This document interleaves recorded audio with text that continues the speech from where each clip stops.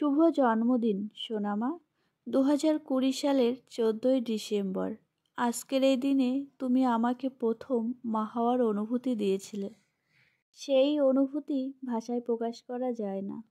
তোমার জন্মদিনে তোমার মায়ের পক্ষ থেকে রইল অনেক শুভেচ্ছা, ভালোবাসা এবং অনেক অনেক আদর। পরিবারের প্রত্যেকটা মানুষের মুখ উজ্জ্বল করো এবং 10 জনের একজন হয়ে ওঠো। তার আগে একজন ভালো মানুষের মতো মানুষ হয়ে ওঠো। ঈশ্বরের কাছে এই প্রার্থনা করি। এই ছোট্ট মেয়েটা দেখতে দেখতে কত বড় হয়ে গেল। আজ তার 4 বছরের জন্মদিন। তারই কিছু অংশ তোমাদের সাথে শেয়ার করব। Hello everyone, good morning. আশা করি তোমরা প্রত্যেকে যে যেখান থেকে আমার ভিডিওটি দেখছো, ঈশ্বরের আশীর্বাদে প্রত্যেকে খুবই ভালো আছো এবং সুস্থ আছো। আমিও বেশ আছি।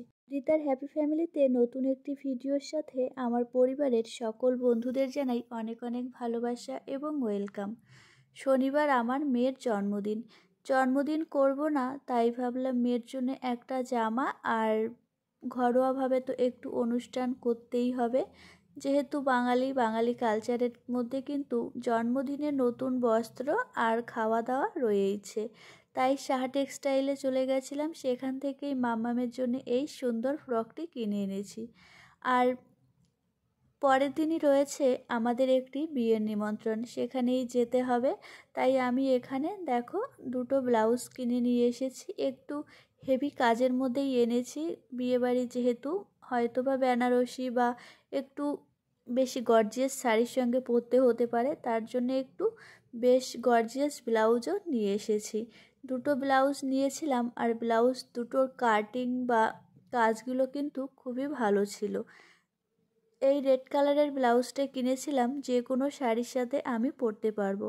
আর এই যে ব্লাউজটি কিনেছি, এটা সাধারণত রেড কালারের বেনারসির সাথে পরলেই বেশি ভালো লাগবে, তার জন্যই এটা কিনেছি।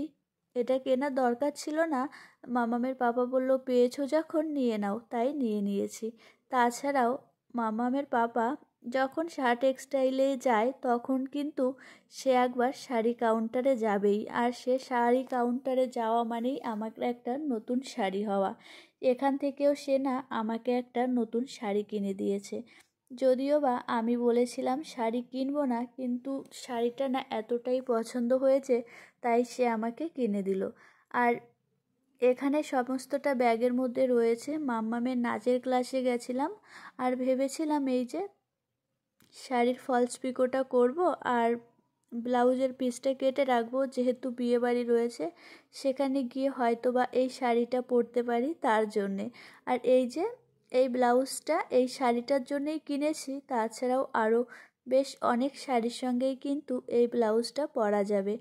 শাড়ির সাথে ব্লাউজটা কেমন লাগছে তোমরা একটু কমেন্ট করে জানিও তো। আর চলো এবার তোমাদের দেখিয়ে দিই আমার শাড়িটি। এই যে একটি হ্যান্ডলুমের শাড়ি। তোমরা যারা আমার পুরনো বন্ধুরা রয়েছো প্রত্যেকেই জানো আমি হ্যান্ডলুমের শাড়ি খুবই ভালোবাসি। আর সামনে যেহেতু বিয়ে রয়েছে, মামামের পাপা বলল এটাই নাও, এই গায়ে হলুদে তুমি পরতে পারবে। তাই ভাবলাম ঠিক আছে, এরকম একটা শাড়ি তো নিয়ে যাওয়া যেতেই পারে বিয়ে বাড়িতে।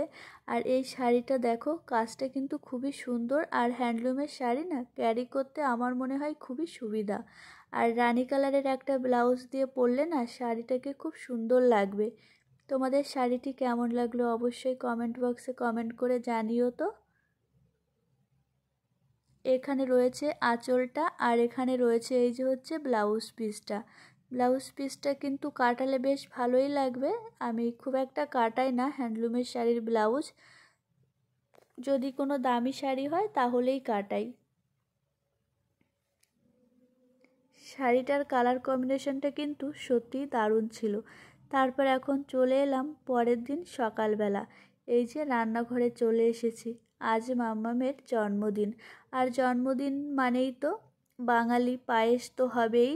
আর এখানে আমি দুধ জালে বসিয়ে দিয়েছি, আর এখানে একটা কড়াই বসিয়ে দিয়েছি। এখানে এই যে 5 রকমের ভাজা করে নিচ্ছি। আমরা জন্মদিন করছি না, যেহেতু আগামীকাল আবার একটা বিয়ের নিমন্ত্রণ রয়েছে।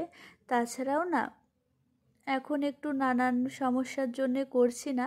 অবশ্য মাম্মামের প্রথম বছরের জন্মদিনটা খুব বড় করেই করা হয়েছিল। ইচ্ছা আছে মাম্মাম যখন বড় হবে তখন বড় করেই করব।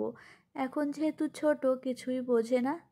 আজ আবার অনেক কিছু রান্নাবান্না করতে হবে। কিছুটা গোছানো হয়েছে, কিছুটা এখনও গোছানোও হয়নি। তবে পুরো রান্নাটা তোমাদের সঙ্গে আমি শেয়ার করলাম না, একটু একটু করেই শেয়ার করছি। আর এখানে দেখো, প্রথমে আমি 5 রকমের ভাজা করে নিয়েছি। আর এখানে এখন এই যে আমি চাটনিটা বসিয়ে দিচ্ছি। আর ওইদিকে তো পায়েসটা হচ্ছেই।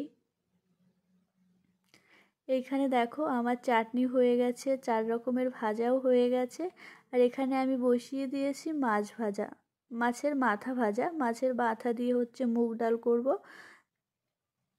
মাছের মাথাটা ভাজা হয়ে গেলে ওখানে ডাল বসিয়ে দেবো। আর এখানে দেখো পায়েসটা আমার প্রায় হয়ে এসেছে, তবে এখনও মিষ্টিটা দেইনি। এটা হচ্ছে এই যে আমি হচ্ছে নলেন গুড় দিয়ে আজকের পায়েসটা করেছিলাম।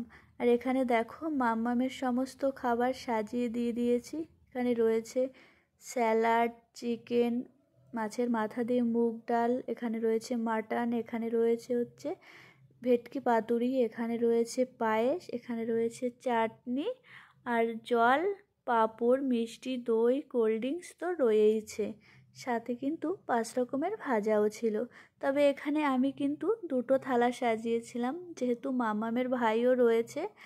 আর মাম্মামের ভাই না একটুও বসেনি। আর আমার মাম্মাম দেখো বসার আগে প্রণাম করে বসছে।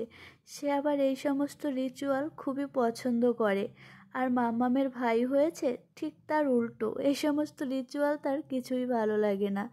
যাই হোক, ভিডিওটি আমি এখানেই শেষ করছি। রাতের ভিডিওটি আমি তোমাদের নেক্সট ভিডিওতে দেব, এখন আর দেওয়া সম্ভব নয়। ভিডিওটা এমনিতেই অনেকটাই বড় হয়ে গেছে। খাওয়া দাওয়া করে এই যে দেখো সন্ধ্যা ঘোর হয়ে গেছে। আর এখানে এই যে সমস্ত বাসনপত্র আমি ধুয়ে দিয়েছি। এরপর আমাকে আবার বাইরে বেরোতে হবে, মানে মাম্মামের নাচের ক্লাসে যেতে হবে, একটু দরকার আছে। তাছাড়াও বাজারে টুকটাক কাজবাজ রয়েছে।